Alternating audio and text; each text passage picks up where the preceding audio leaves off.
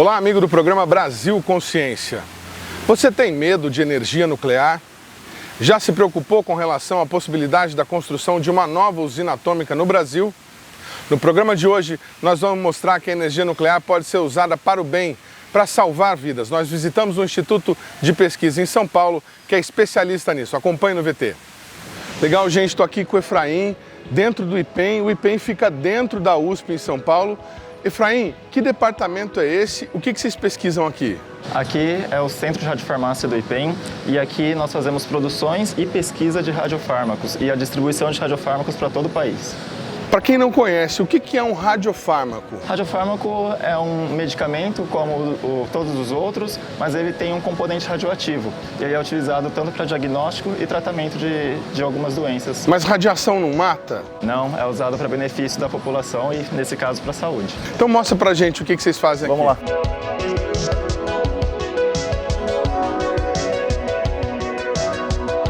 Bom, aqui são os nossos produtos. Esse daqui, por exemplo, é o gerador de tecnécio.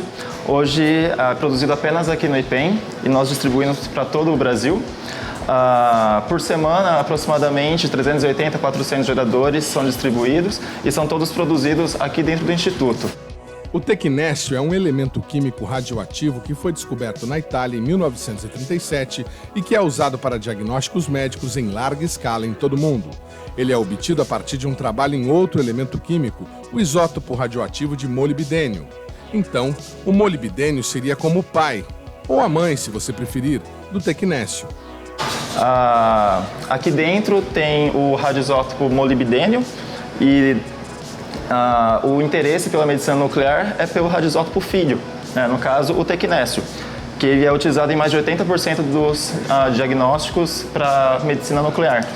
Esse isótopo filho nasce mais fraco, digamos assim, em relação aos pais, com uma capacidade de radiação menor, de tempo controlado, que dura apenas 6 horas. Essa característica é muito boa, considerando que o elemento será usado como medicamento ou tratamento em seres humanos, mas, por outro lado, dificulta muito sua produção e logística, uma vez que o material radioativo precisa ficar isolado e controlado para não causar acidentes que podem até matar pessoas.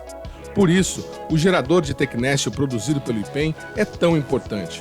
Com ele, as clínicas e hospitais podem produzir uma quantidade limitada de tecnécio no momento exato em que ele for necessário. A grosso modo, o gerador funciona da seguinte forma: o molibdênio fica dentro do gerador, isolado e preso a uma coluna de óxido de alumínio, ou alumina, como preferem os cientistas.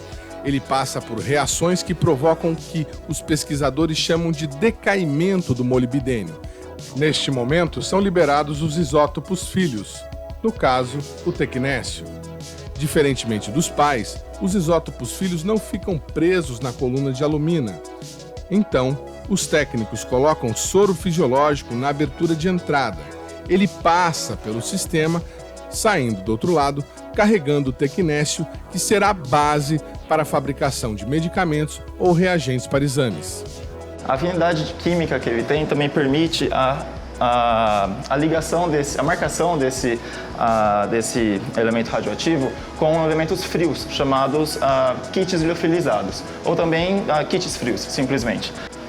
Esses daqui são os kits liofilizados, que também são produzidos aqui no IPEM. Hoje nós produzimos 13 deles. O que seria exatamente um kit desse? Um kit liofilizado, ele é marcado com o tecnécio. Ele, sem o tecnécio, que é tido no gerador de tecnécio, não é um radiofármaco sozinho. Certo. O tecnécio sozinho ele é um radiofármaco, que é a parte radioativa. Mas o kit frio, assim por dizer, ele precisa da parte quente, que é o tecnécio, a parte radioativa, para promover um exame de imagem através do exame SPECT.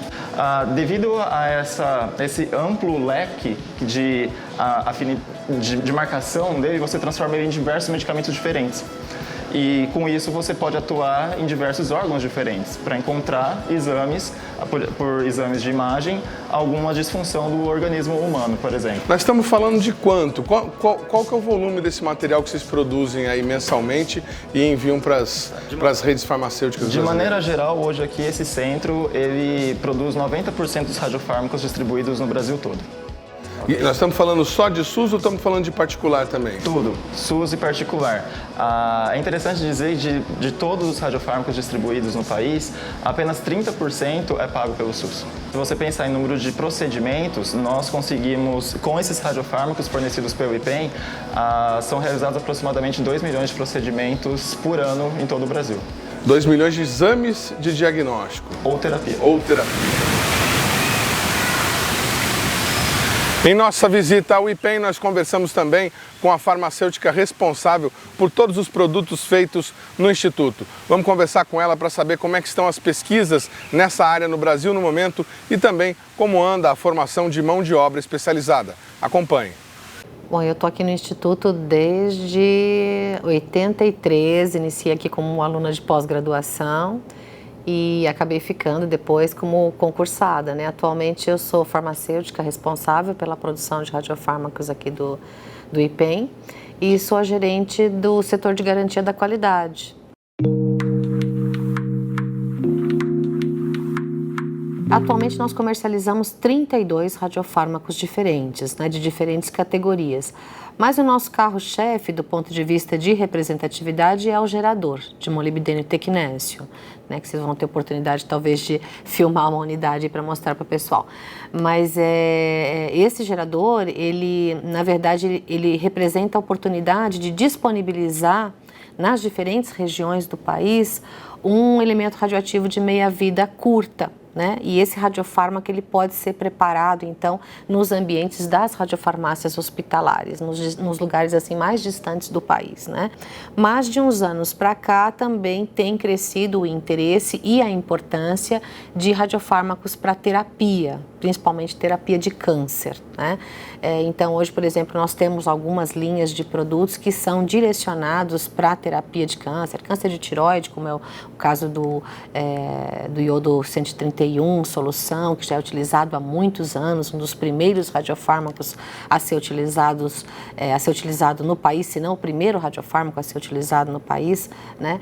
E que até hoje tem o seu valor e a sua aplicação, tanto no tratamento de câncer de tireoide, como também de outras patologias da glândula tireoide.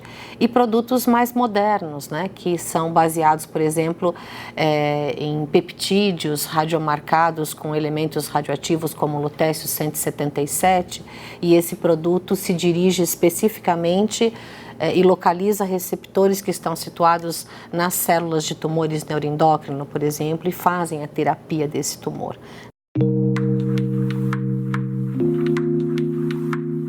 O registro, digamos assim, de um medicamento tem todo um padrão junto à Agência Nacional de Vigilância Sanitária, né? Mas no caso dos radiofármacos existe uma resolução específica, que atualmente é a RDC 64 de 2009. Inclusive, é uma resolução que está passando por consulta pública agora, né? Estamos participando até, contribuindo com essa consulta pública.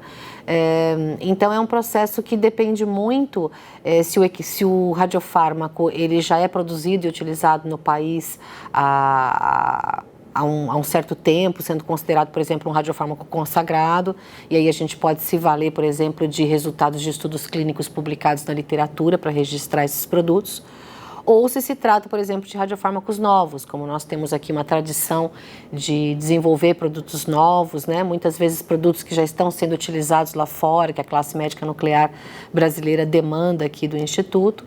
E aí, como são produtos novos no país, então nós temos que fazer todo um estudo de desenvolvimento mesmo do produto, toda a parte de estudo pré-clínico com animais, de experimentação, né? E depois partir para os estudos clínicos. Então, essa regulamentação sanitária, né, da Anvisa, ela prevê, inclusive, a realização desses estudos clínicos para demonstrar a eficácia e segurança desses produtos.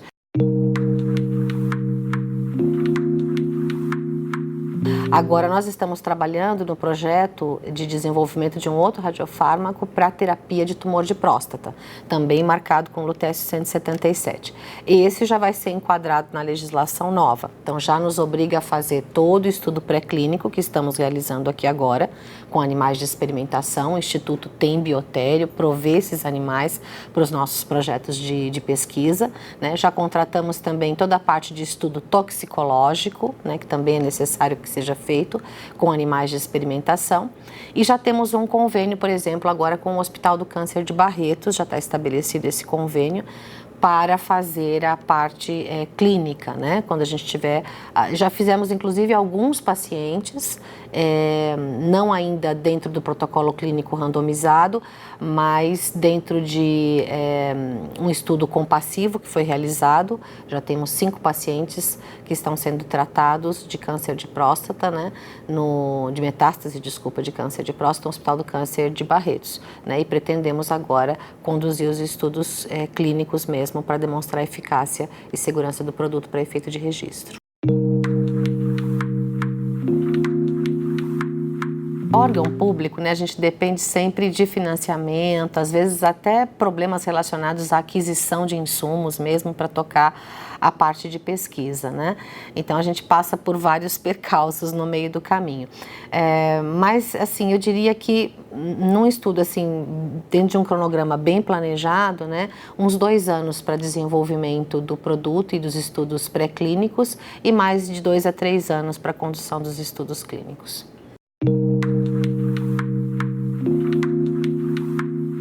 Eu diria que nós temos condições de tocar pesquisas no estado da arte. No estado da arte no sentido de, pelo menos, trazer o que tem lá fora, que está dando bom resultado lá fora, aqui para dentro. Né? Porque inovar propriamente nessa área, buscar moléculas novas, né, é um trabalho que requer muito mais recursos financeiros e tempo. Né? Então eu acho que, não que a gente não faça isso aqui, nós temos até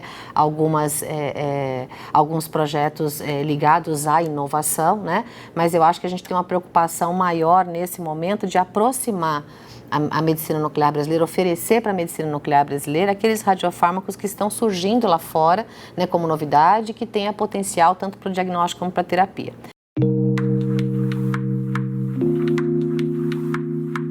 Nós temos um gargalo sensível na questão de mão de obra, né?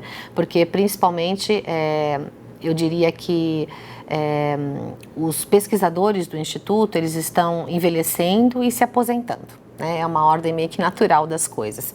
E os concursos não estão repondo as pessoas na velocidade desejada.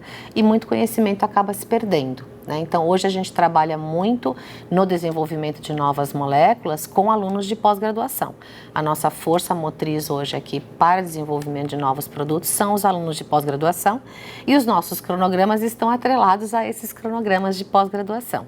Então, às vezes a gente quer caminhar um pouco mais rápido, mas a gente não consegue, não temos profissionais dedicados 100% à pesquisa.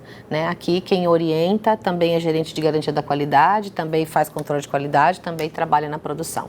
Então, isso realmente atrasa um pouquinho. Mas, felizmente, temos um programa de pós-graduação forte aqui dentro do Instituto, um programa de mestrado e doutorado acadêmico, e que já é um programa bastante antigo, ligado à Universidade de São Paulo. E agora, mais recentemente, iniciou esse ano um programa de mestrado profissional, que é um programa próprio aqui do IPEM e voltado para a área de saúde. Então, com foco aqui na radiofarmácia e na área de física médica. Nossa visita ao IPEM não ficou restrita às áreas administrativas. A gente entrou também na área controlada, onde eles manipulam o material radioativo. Vem com a gente, vamos ver como é que isso é feito. Acompanhe no VT.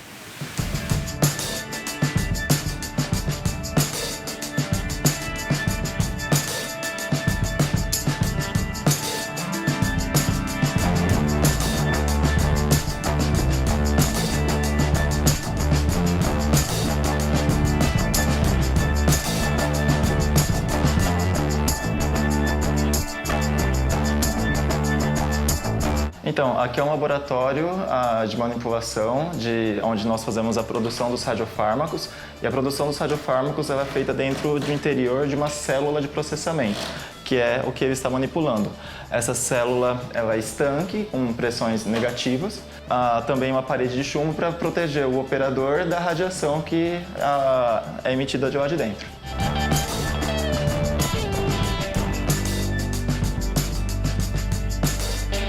O que ele está manipulando aqui é um radiofármaco. Imagina que uma radiofarmácia é como uma farmácia de manipulação, só que você não pode manipular com as mãos e ainda assim tem que ter um ambiente controlado para proteger o produto e proteger o operador. Então ele está manipulando através de pinças um material radioativo. E junto com esse material radioativo ele tem os compostos químicos também, que ao fazer a marcação se forma um radiofármaco. Isso faz parte da linha de produção ou ainda estamos na fase de pesquisa? Isso já é linha de produção. Já é linha de produção. Ele está embalando, digamos assim, o radiofármaco. Ele está processando, ele está marcando, fazendo todas as marcações químicas e os processamentos necessários com um radioisótopo, por exemplo, a parte de autoclavação, a parte de filtragem. Ele fraciona em frascos. Esses frascos são colocados em pequenas blindagens. Essas blindagens são colocadas dentro de embalagens, por exemplo, tipo A, para o transporte do material radioativo, que é o radiofármaco, para as clínicas de todo o país.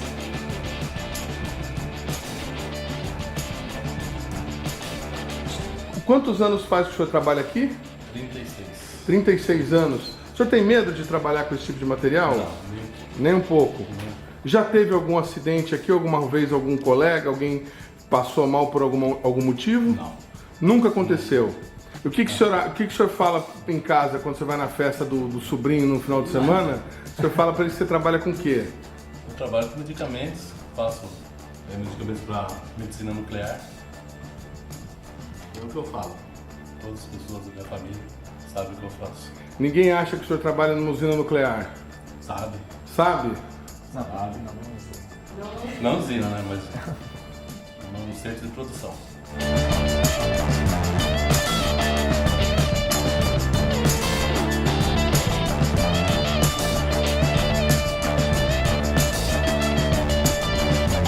Existe todo um fluxo de material aqui, como eu disse, aqui é a área supervisionada, né? E do lado de dentro, né, nas costas dessa célula, existe a área controlada. E lá por dentro tem todo o sistema de caixas de passagem, onde o material radioativo, quando chega aqui no IPEM, ele, através de blindagens e também de containers, ele é colocado dentro dessa célula de processamento.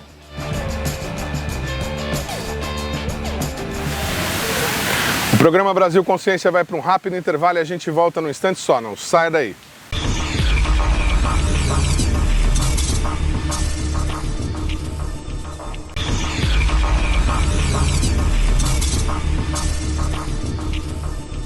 Segundo bloco, o programa Brasil Consciência de volta hoje, visitando o IPEM em São Paulo, falando um pouco sobre radiofármacos e a sua importância para a medicina brasileira. Nos blocos anteriores a gente mostrou um pouquinho da produção, mas não poderíamos deixar de abordar o assunto fundamental, segurança. Como é que eles fazem para que nenhum vazamento radioativo aconteça e por que a população não deve se preocupar com a atividade deles. Acompanhe no VT.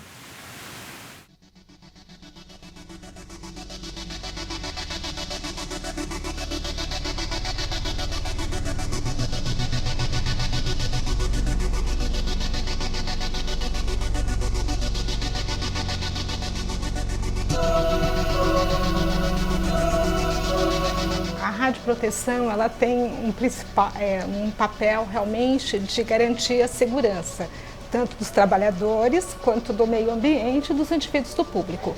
Para isso, o que a gente faz? A gente identifica se há risco, tá, de radiação, de exposição ou de contaminação, tá? E onde identifica esses riscos, você tem o quê? Tomar medidas para minimizar ou evitá-los. Como que a gente faz isso? Você pode ter risco de irradiação, tá? Que é a dose externa. Para isso você tem monitoração disso, você tem detetores para monitorar essa exposição, tá? E você também tem o quê? Monitoração para contaminação radioativa. A radiação é energia, certo? Uma parte dessa energia, se você está perto de uma fonte, vai ser depositada. Quando você tem radiação, quando você tem a energia depositada, mas você não entrou em contato com o material radioativo. Agora, quando você tem um material radioativo, por exemplo, que é um líquido ou um sólido, que está dentro de um frasco, por exemplo, esse material é a fonte radioativa.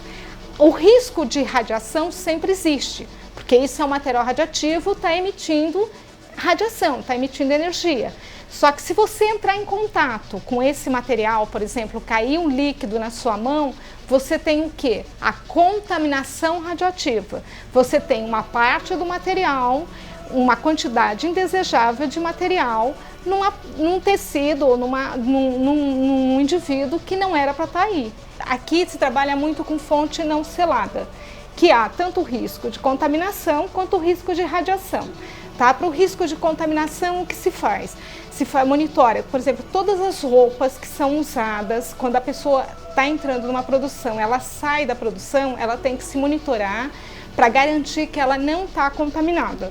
Caso a roupa esteja contaminada, essa roupa tem que esperar um decaimento antes de ir para uma lavanderia. Aqui nós estamos acessando a área supervisionada, que dá acesso para a área controlada. Então, quando nós acessamos essa área supervisionada, esse portal é um requisito da regulamentação da CENEM, por exemplo, para você não trazer nenhuma contaminação do lado de fora, e também não sair com nenhuma contaminação. Então, uma vez que aqui é uma área supervisionada, quando o funcionário, o servidor ou o pesquisador precisa sair da área, ele passa por um portal de monitoramento. Então, isso aqui ele identifica material radioativo? Ele identifica a radiação. Se você está contaminado com algum material radioativo, está emitindo uma radiação, o portal ele tem essa sensibilidade e ele vai alarmar, obviamente, e existe todo um procedimento de descontaminação radiológica a ser promovido em seguida. E quando, eventualmente, há uma contaminação de uma sola de sapato, a pessoa passa ali, deu a contaminação, ela tem que tomar um banho? Não necessariamente. Quando é uma contaminação de uma sola de sapato, se esse sapato for só a sola, às vezes você passa...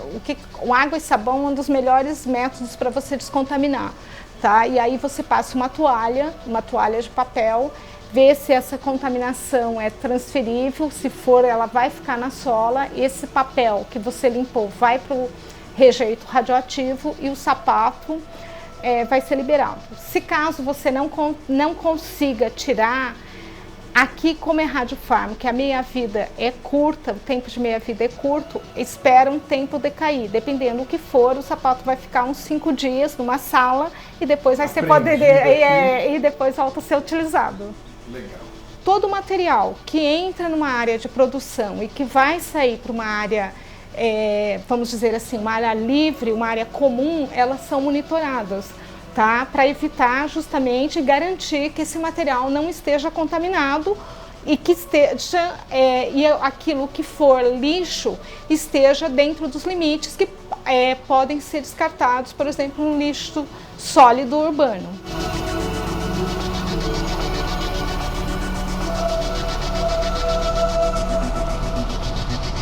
Já teve algum caso de alguém que passou naquela porta ali que a gente passou e ela apitou, está contaminado, alguma coisa assim? Sim, mas isso não significa que é um acidente ou que a pessoa tem dose. Porque quando a gente fala em contaminação radioativa, você pode ter contaminação externa, que é aquilo que está numa roupa, num avental, ou, por exemplo, na sola do sapato, porque a pessoa não percebeu e terminou contaminando o piso e saiu, e o portal vai acusá-lo. E aí o que você faz? Você retira o avental, por exemplo, ou a roupa, ou se for a mão, lava a mão e descontamina, tá? Isso não quer dizer que a pessoa vai ter dose ou ter um acidente. Existe o risco da contaminação interna, é quando o quê?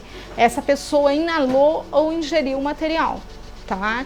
E aí você também tem como dosar isso, você tem uma monitoração chamada in vivo.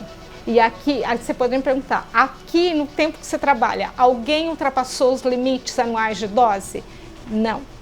O que é um limite? Qual que é o limite? O limite de dose é aquilo estabelecido pela Comissão Nacional de Energia Nuclear, que para trabalhadores você tem 50 milisievert num único ano ou 100 milisievert em 5 anos, tá? Então uma média de 20. Isso somando dose interna e dose externa. Para indivíduo do público, ou seja, para o indivíduo que não trabalha aqui, um visitante, esse limite seria de 1 milisievert por ano. Como você controla isso? Os indivíduos que trabalham, eles são, a gente chama dosimetrados. O que eles têm? Eles têm um dosímetro de tórax ou de anel, dependendo, ou os dois, que eles, todo momento que ele entra para um trabalho, ele está usando esse dosímetro.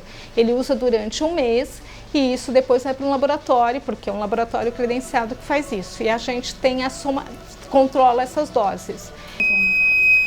O que ocorre? Ele aqui está medindo o quê? Ele não vai dar zero, tá? Por quê? Porque eu não tenho zero de radiação. A gente tem uma radiação natural de fundo por causa da radioatividade natural. Se eu ligar isso em qualquer momento, aqui não tem material radioativo, é uma área administrativa, eu tenho o quê? Esse detetor ele vai estar com algum número. Alguma taxa sempre vai ter. Sempre vai ter, mesmo que você for aqui fora, se você for na sua casa e você ligar um aparelho desses, ele não vai dar zero, ele vai dar alguma coisa, tá? A média anual mundial de radiação natural de fundo é em torno de 2,4 milisievert por ano, tá? Algumas regiões podem ter mais ou menos. Vai depender das condições geológicas. Se você for, por exemplo, Guarapari, Kerala, esse valor vai em torno de 12 milisievert por ano. Quando teve aquele acidente do Césio, o IPEM, de alguma maneira, ele participou dessa parte de segurança, de vistoria, e tentar resolver, pelo menos identificar o que estava acontecendo ali na época? Olha, eu não estava nessa época, mas o IPEM participou ativamente. O acidente de Goiânia é um acidente que ocorreu, é um dos maiores acidentes mundiais na área de instalação radiativa, porque aquilo lá era uma fonte selada. Aquela fonte não teria o risco de contaminação se ela não tivesse sido destruída, tá? Mas o IPEM participou ativamente, porque o que aconteceu? Como a fonte foi destruída, aconteceu uma grande contaminação e muita dose, por causa que era uma fonte de alta intensidade também. Mas assim, eu particularmente não participei do acidente de Goiânia, da recuperação do acidente de Goiânia, mas o IPEM, a maioria das pessoas participou. Muito bacana o trabalho de segurança feito no IPEM, mas que dá medo aquele quadro que ela tem na parede, isso dá. Bom, nós vamos falar agora de um trabalho muito interessante que acontece dentro do Instituto. Uma pesquisadora portuguesa constituiu uma MEI no Brasil e está trabalhando dentro do IPEM para fazer um novo radiofármaco. Acompanhe essa história no VT e saiba como funciona.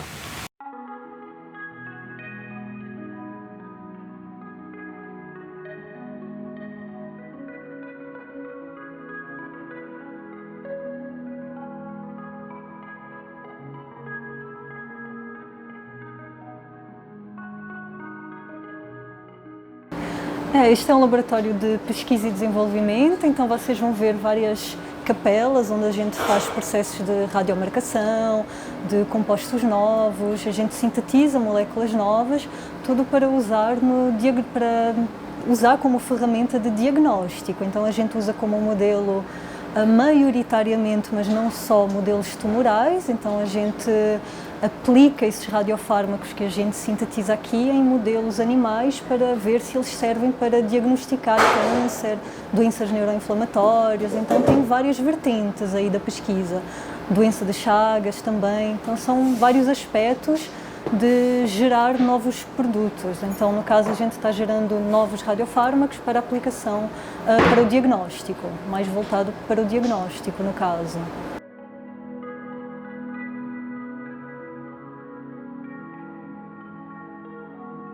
A FAPESP, ela lança 4 vezes por ano, se eu não me engano, uma chamada para poderes concorrer a esses projetos de PIP, que são projetos de inovação em pequenas empresas. Então, para a gente poder concorrer a esse tipo de projeto, a gente teve que abrir uma pequena empresa tá? E aí dentro do escopo, dentro do âmbito dessa pequena empresa, a gente submeteu então projetos para a FAPESP.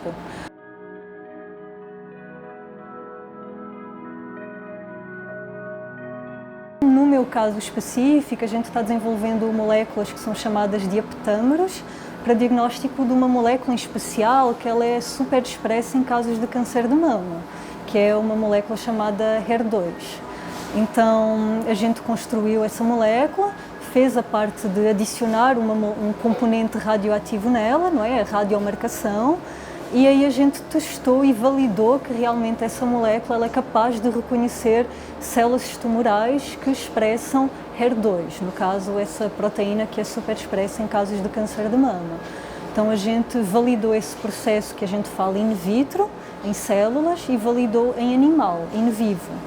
E com isso gerou então, como a gente tinha uma molécula bem interessante, nova, a gente pensou, bom, isso poderia virar um produto, não é? Para poder fornecer para a população em geral.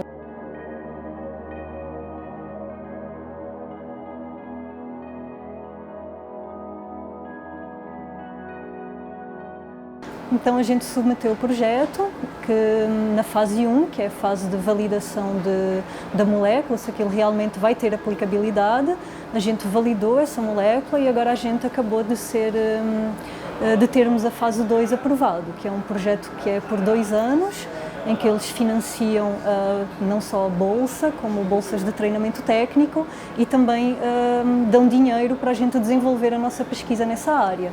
Então agora nessa fase 2 a gente vai proceder à fase de pré-clínico, então vamos fazer toda a parte de validação pré-clínica, toxicidade, continuar os processos todos de validação pré-clínica, transformar esse radiofármaco num kit que seja facilmente utilizado, não é, pelo médico, para o paciente, e é essa a fase que a gente está agora, nesse projeto em específico.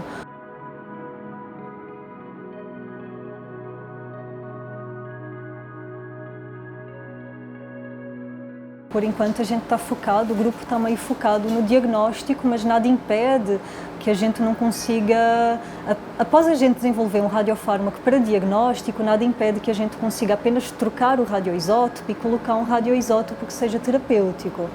Então aí passa por uma outra fase de validação, mas não é do todo improvável.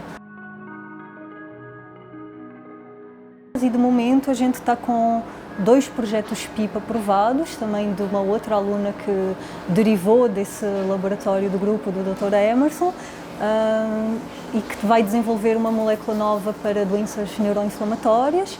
Temos também submetido, não é, em fase de análise, um fase 2 direto, ou seja, ele já passou pela fase de validação pelo próprio grupo durante o doutorado e agora ele já vai ser implementado, se for aprovado, claro, para uma fase 2 direto, que ele entraria com o desenvolvimento do pré-clínico, que no caso é o Ariane, que está ali, que é o dono, entre aspas, o pesquisador principal nesse projeto.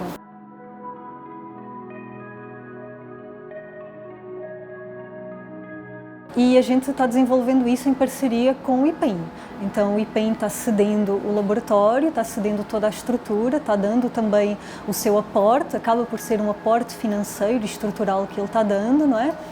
E junto com a FAPESP, que também está dando o aporte financeiro de pagamento de bolsas e pagamento de material de consumo, material permanente. Então a gente, juntando esse aporte financeiro, a gente tem a mão de obra para explorar e desenvolver esses novos radiofármacos.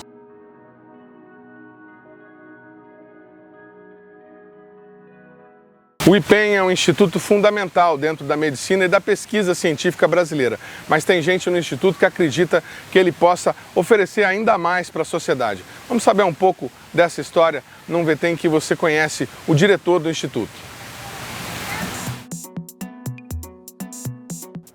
Eu diria que a principal missão da atividade que eu coordeno hoje é aumentar o número de traçadores e de radiofármacos disponível para atendimento de pacientes SUS, principalmente com o avanço de novos traçadores e novas moléculas para a terapia. Eu diria que 75% dos radiofármacos são utilizados para os planos de saúde, que representam 50 milhões de pessoas.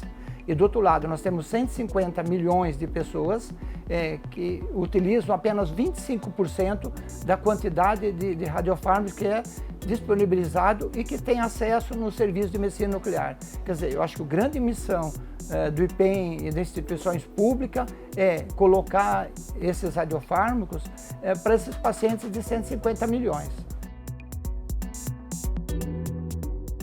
O futuro em medicina nuclear passa necessariamente pelos teranósticos. O que são os teranósticos? Os teranósticos são algumas moléculas onde você tem a mesma molécula associada a um elemento radioativo pré-diagnóstico e tem, ao mesmo tempo, um outro elemento radioativo que é usado na terapia. Quer dizer, você consegue ver o tumor localizado, mas toda a metástase também. Se você tem metástase óssea, tem metástase em outros órgãos, você consegue visualizar perfeitamente bem com esses diagnósticos. E não só isso, você consegue monitorar o tratamento.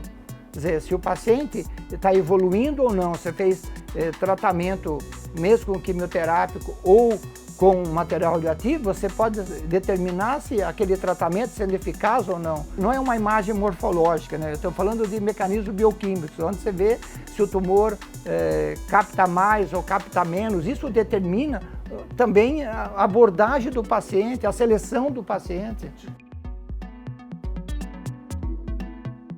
Hoje, os planos privados já pagam, por exemplo, tratamento de pacientes para tumores neuroendócrinos e muitos hoje já estão pagando o tratamento de câncer de próstata a partir da marcação de uma molécula PSMA, que é similar ao PSMA, com lutécio 177. Infelizmente, mesmo para tumores neuroendócrinos, que hoje a CENEM e o IPEM fornece em torno de 30 doses para tratamento de pacientes SUS, lamentavelmente, não têm acesso ao tratamento.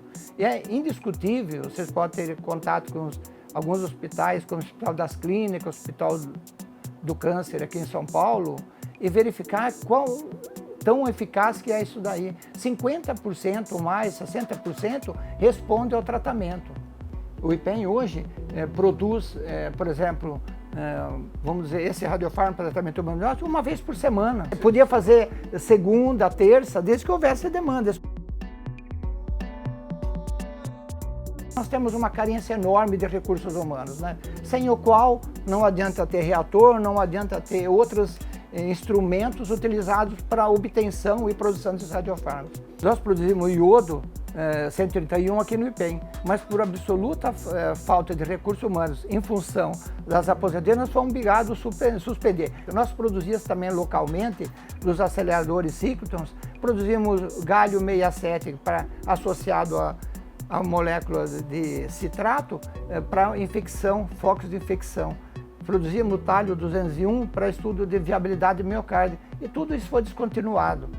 Quer dizer, sem recursos humanos e sem investimento continuado, o Brasil vai ficar dependente.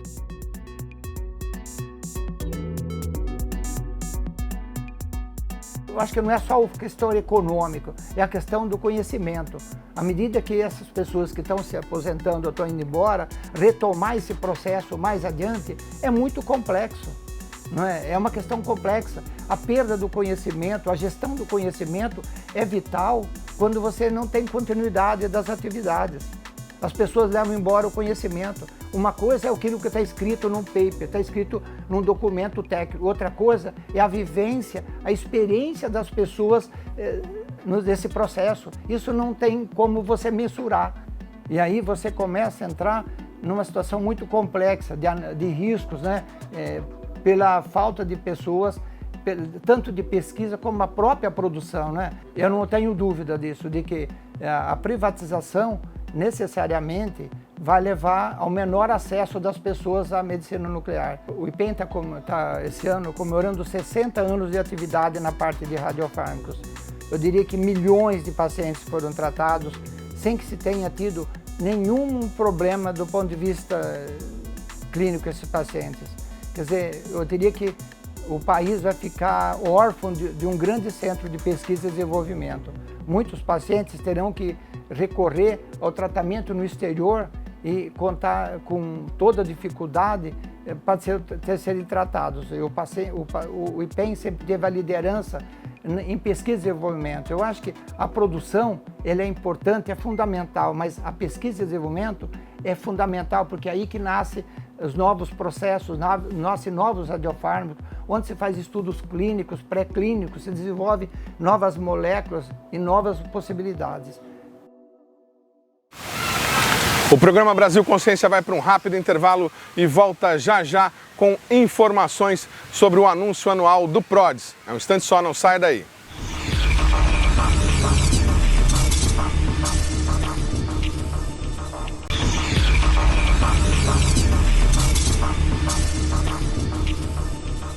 Terceiro bloco, o programa Brasil Consciência de volta, falando agora do anúncio anual do relatório do PRODES, feito pelo INPE nesta semana. O relatório confirma a expectativa de crescimento acentuado no desmatamento. Vamos acompanhar o que aconteceu. O desmatamento na Amazônia atingiu índice recorde para a atual década, segundo o relatório do sistema PRODES, divulgado pelo INPE, o Instituto Nacional de Pesquisas Espaciais. Que o desmatamento de 2019, no período agosto de 18 a julho de 19, será da ordem de 9.762 km². O PRODES oferece uma das mais confiáveis análises de desmatamento do mundo, com 95% de acerto, e é quase 30% maior em relação ao período anterior. Somente os estados do Pará, Rondônia, Mato Grosso e Amazonas foram responsáveis por 84% do total desmatado, com mais de 8.000 km² de florestas destruídas. Equivale a dizer que um ano de Amapá e Tocantins juntos dá o equivalente a menos de 3 dias no estado do Pará. O anúncio foi feito em uma coletiva conjunta com o ministro de Ciência e Tecnologia, Marcos Pontes, e o ministro de Meio Ambiente, Ricardo Salles. Questionado sobre a participação do governo no aumento do desmatamento, o ministro Salles culpou a atividade ilegal na floresta e os governos anteriores pelo problema. Os motivos são os motivos conhecidos. Nós olharmos aqui esse aumento de 2012 para frente, que é justamente esse gráfico que está demonstrado, é a pressão das atividades econômicas, grande parte delas ilegais, sobre a floresta, e nós precisamos ter justamente as estratégias de alternativa econômica para a região. Salles, que havia questionado publicamente a precisão dos dados do INPE anteriormente, deixou a coletiva após ser confrontado por suas declarações e também por conta das declarações do presidente Jair Bolsonaro contra os dados do INPE. O discurso do próprio presidente já eleito, chamando o IBAMA de xiita, dizendo que multava a torto e direito, bem como o ICMBio, dizia essa festa vai acabar. O senhor acredita que isso, de maneira alguma, possa ter estimulado o desmatamento da Amazônia? Olha, grande parte do problema que nós temos de fiscalização vem de deficiências orçamentárias e de quadro de pessoal que são anteriores à nossa gestão atual. Portanto, não tem nada a ver com o que se está colocando. Antes de sair, ele afirmou que o governo pretende agora tomar medidas contra a destruição da floresta na região amazônica. Na quarta-feira dessa semana, lá em Brasília, o Ministério do Meio Ambiente, junto com os governadores da Amazônia, na parte da manhã, vai discutir efetivamente quais são os pontos de convergência já bastante bem avançados, que vão ser atuados por tanto os entes estaduais quanto o governo federal, para a redução do desmatamento de maneira sustentável. Eu não quero polemizar, eu quero ser muito objetivo em relação ao que o INPE precisa. Citando apenas rapidamente, o INPE passou por questões de constrangimento imposto por declarações do ministro Ricardo Salles. Não vou dar continuidade a isso porque ele não está aqui, ele teria direito de se defender. Mas a população, de uma forma geral, os jornalistas aqui presentes muito bem sabem que isso veiculou e acabou gerando um imbróglio e a demissão do diretor do INPE. Uma entidade quase sexagenária, e essa é uma questão complicada. O INPE sofre, assim como os institutos públicos de pesquisa de uma forma geral, de um esvaziamento de recursos humanos que levou à diminuição desses recursos a um nível crítico e próximo do limite suportável por todos os institutos públicos de pesquisa. Os números do INPE são que, em 1990, o INPE tinha por volta de 1.900 trabalhadores. Hoje o INPE tem por volta de 600, menos de 600 trabalhadores, e até o final de 2020 isso vai estar a um número inferior a 500 servidores.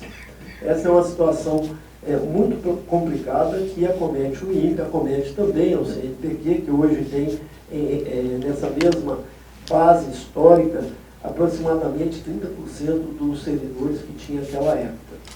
O governo aponta como impactos de automação e de uso de informática para mitigar a diminuição, para justificar e absorver com a tecnologia a redução desses recursos humanos. Mas eu quero lembrar que a área de ciência e tecnologia ela é pioneira nesse sentido e essa possibilidade fica completamente limitada nas nossas fronteiras. Estamos no limite nisso. A outra questão é que, sobre o INPE agora, resultado disso que começou com fortes críticas, injustas críticas ao INPE, hoje nós passamos por um processo que se apresenta de reforma administrativa do INPE. Eu gostaria de, respeitosamente, colocar a posição do sindicato como representação dos servidores, que essa reforma proposta ela é inoportuna, tanto na forma como pela condição que o INPE apresenta de ter um diretor interino, com todo respeito ao diretor. Mas, e por isso nós solicitamos que sejam suspensas essas intenções de reforma administrativa de reestruturação do INPE e que seja convocado o conselho, o comitê de busca, o quanto antes para se estabelecer um novo diretor do Instituto e que esse novo diretor possa dialogar com a comunidade essa necessidade de reformas no INPE, que afinal tem um corpo administrativo e é uma instituição sexagenária que merece essa deferência. O IPEN, o Instituto de Pesquisas Energéticas Nucleares, faz parte do CENEM, a Comissão Nacional de Energia Nuclear. E dentro do complexo do CENEM, lá na USP, em São Paulo, há um reator nuclear em pleno funcionamento. E nós fomos conhecer. Veja no VT.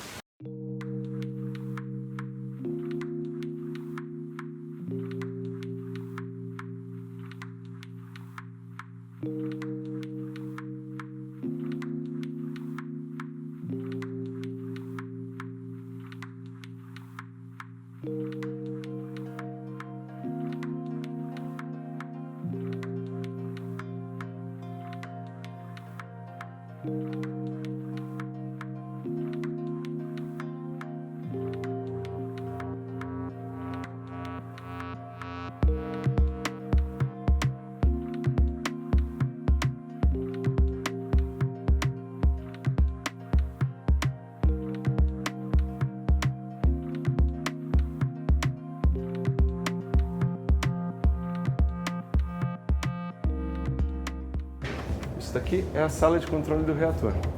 Né? Esses são os dois operadores que estão no controle do reator. Essa é a mesa de controle e é por essa mesa de controle que eu controlo o reator. Tá? Aquela luz é a luz do efeito Cherenkov.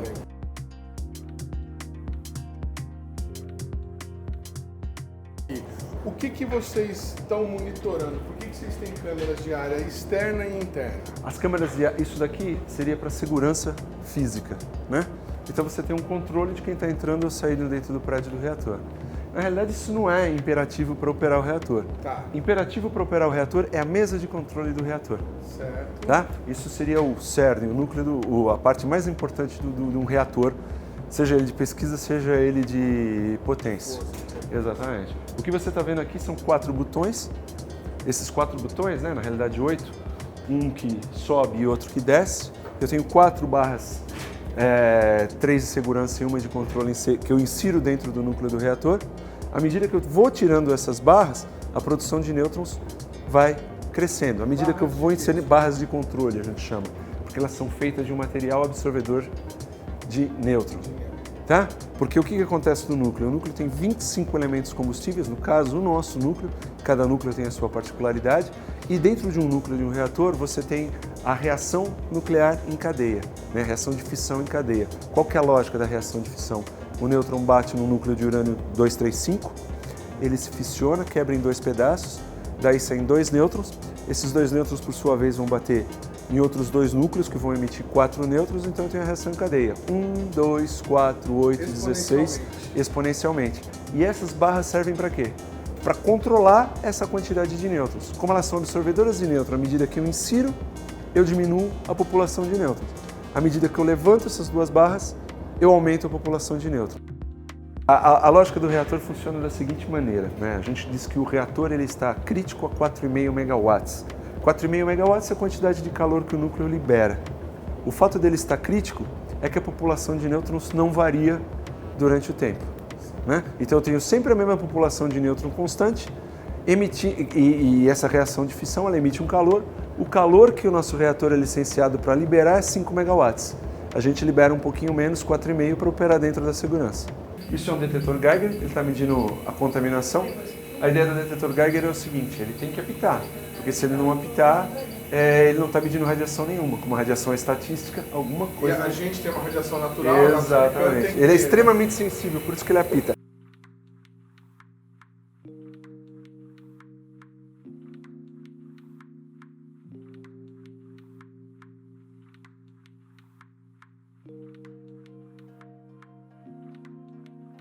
Essa água ela tem 3 funções. A primeira é refrigerar, porque a reação nuclear libera calor, então você colocando na água você refrigera. A segunda é blindar. E por que blinda? Porque para eu colocar os materiais para irradiar, eu preciso encaixar coisas no núcleo do reator. Então eu preciso ver o que eu estou fazendo, uma blindagem transparente à água. Olha só, e desce assim, você pega uma linha, uma cordinha, Sim. amarra e joga lá? Nós passamos o dia inteiro pescando nesse reator. A gente pega as amostras e amarra elas no núcleo, a gente encaixa lá no fundo da piscina. Quando eu vou tirar um elemento combustível, eu tiro com uma ferramenta e movimento ele dentro da piscina, porque ele não pode sair de dentro da piscina. Aquelas são as nossas ferramentas. Então a gente passa basicamente o dia inteiro pescando nessa piscina, porque nada pode sair, a não ser as amostrinhas que eu irradiei.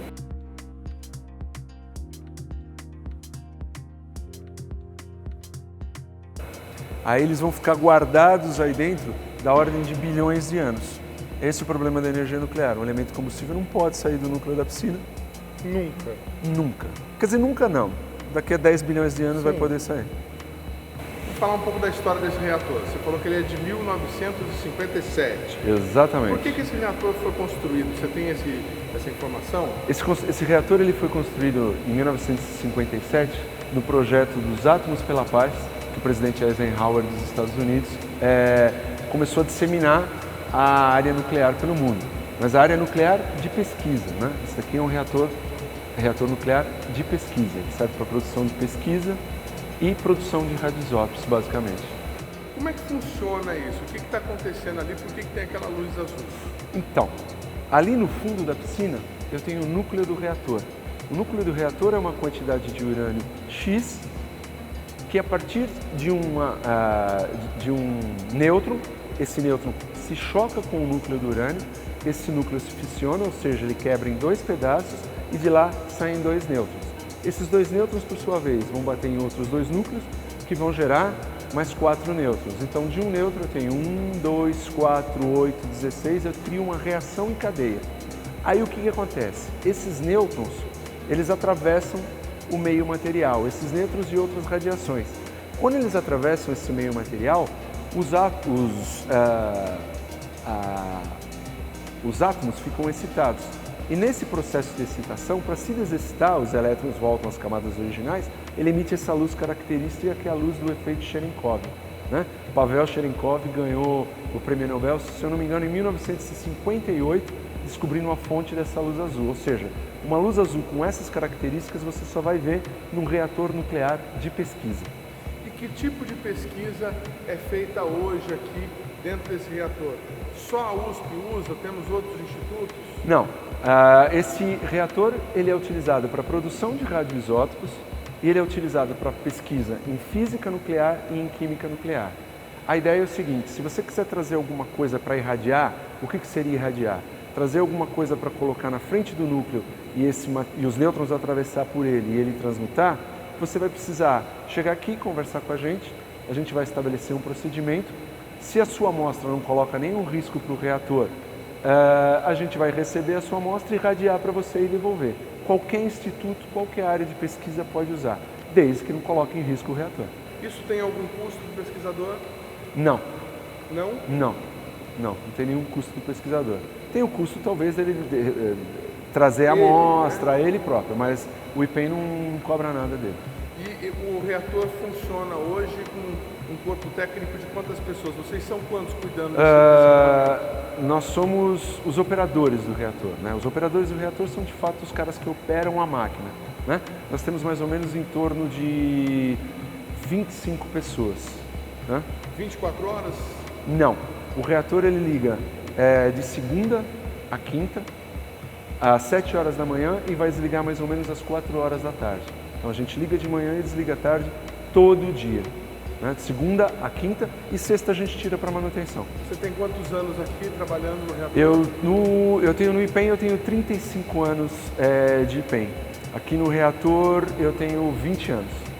Nesse período de 20 anos, teve algum acidente, alguma ocorrência, alguém se machucou, passou mal?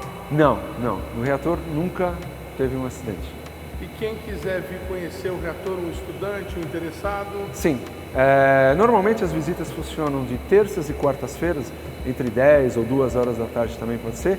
A única restrição para você visitar o reator, você tem que ser maior de 18 anos.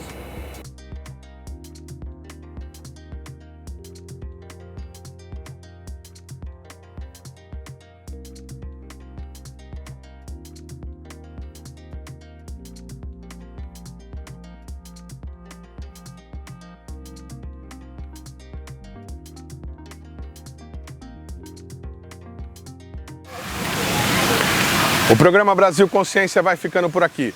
Você que está acostumado a acessar o nosso conteúdo pela internet, pode continuar vendo os nossos programas pelo endereço que está aí na tela para você neste momento.